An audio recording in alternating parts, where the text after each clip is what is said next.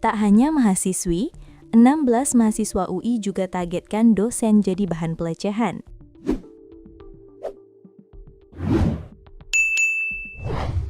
Tak hanya menyasar mahasiswi, ke-16 mahasiswa Fakultas Hukum Universitas Indonesia Angkatan 2023 ternyata juga menargetkan dosen wanita sebagai bahan pelecehan. Kasus dugaan pelecehan yang dilakukan ke-16 mahasiswa FHUI tersebut dilakukan mereka di grup WhatsApp. Dikutip dari tribunjateng.com, para pelaku sudah ditampilkan di forum untuk menyampaikan pengakuannya. Para mahasiswa ini benar-benar bak predator seksual yang sangat membahayakan di dunia pendidikan, terlebih pendidikan tinggi. Mereka melakukan serangan seksual layaknya binatang. Percakapan para pelaku di media sosial juga viral.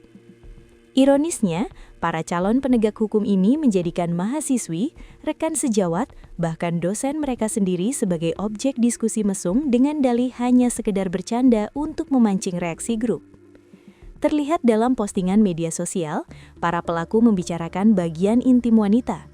Mereka bahkan menggunakan bahasa intim dalam percakapan tersebut.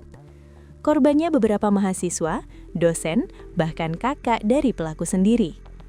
Ketua Badan Eksekutif Mahasiswa, BEM FHUI, Anandaku Dimas Rumi Cataristo, mengatakan seluruh pelaku merupakan mahasiswa angkatan 2023.